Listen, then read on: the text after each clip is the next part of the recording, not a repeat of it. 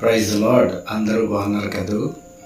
అపోస్తలుడైన పౌలు ఎఫెసీయులకు రాసిన పత్రిక 5వ అధ్యాయం 15వ వచనం 16వ వచనం ఈ విధంగా రాయబడింది.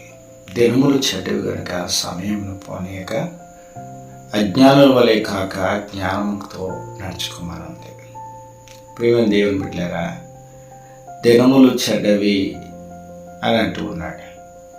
సోమవారం, మంగళవారం, బుధవారం, గురువారం, శుక్రవారం, శనివారం అనే ఈ రోజుల పేర్లు చెడ్డవి కాదు, కానీ ఈ కాల పరిమితిలో దేవుడిచ్చినటువంటి ఈ యొక్క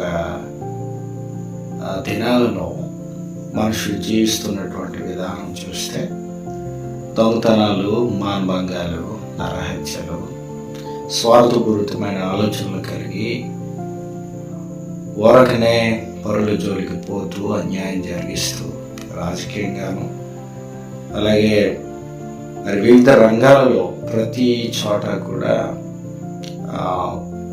అనేకమైన సందర్భాలు, అనేకమైన పరిస్థితులు మనం చూస్తూ ఉన్నాం.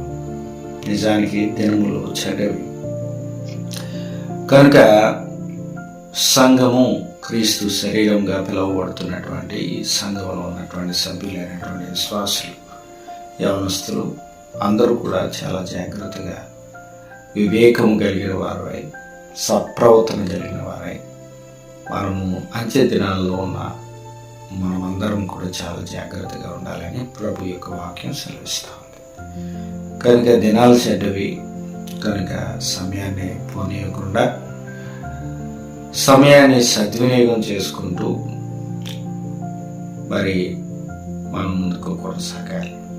సమయాన్ని సద్వినియోగం చేసుకోవడం అంటే ఒకవైపు భౌతికంగాను ఆత్మీయంగాను మనము సమయాన్ని సద్వినియోగం చేసుకుంటూ కుటుంబ పరంగా కొంత సమయాన్ని వెచ్చించి కుటుంబాన్ని బాగుగా ఏలటంలో, అలాగే రెండవదిగా ఆత్మీయంగా మనము మన యొక్క పరిస్థితిని, మన యొక్క ఆధ్యాత్మిక స్థితిని, ఆత్మీయ స్థితిని, విశ్వాస స్థితిని, విశ్వాస పరిమాణమును మనం ఎరిగి గుర్తిరిగి దానిని పెంపొందించుకోవడానికి ప్రయత్నము చేయాలి.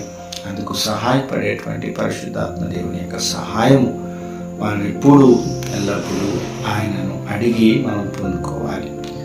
సో దినములు చెడ్డవి, the days are bad, the days are evil అని అంటూ ఉన్నాడు. దినములు చెడ్డవి కనుక సమయాన్ని పోనేక అజ్ఞానుల వలె కాక జ్ఞానం కలిగి నడుచుకోమన్నాడు. ఈ లోకంలో బుక్స్ నుంచి సంపాదించిన జ్ఞానం నీకు ఎంతైనా ఉండొచ్చు. ఆ జ్ఞానంతో నువ్వు ఉద్యోగం సంపాదించుకోవచ్చు, డబ్బును సంపాదించుకోవచ్చు, ఖ్యాతిని సంపాదించుకోవచ్చు, గొప్ప పేరు నీకు ఉండవచ్చు దానితో.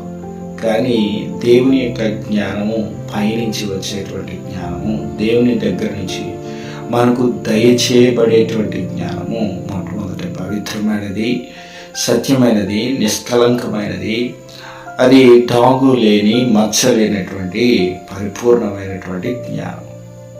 ఆ జ్ఞానం ఉంటేనే కానీ యెహోవాకు సంబంధమైనటువంటి ఈ యొక్క జ్ఞానాన్ని మనం సరిగా వినియోగించలేమని తెలియజేస్తూ, ఈ యొక్క దినాలు చెడ్డవి కనుక సమయాన్ని పోనీయకుండా సమయాన్ని సద్వినియోగం చేసుకుంటూ ముందుగా ఆత్మీయంగాను అలాగే శారీరకంగాను భౌతికంగాను అన్ని విధాలుగా అన్ని చోట్ల అన్ని సందర్భాల్లో దేవుని ముందుగా ప్రథమ స్థానం ఇచ్చి ఆయన నామమునకు మహిమ చెల్లించే విధంగా మనకందరికీ ఆయన ఆత్మనిచ్చి అనుగ్రహించి మనం ముందుకు నడిపించుగాక.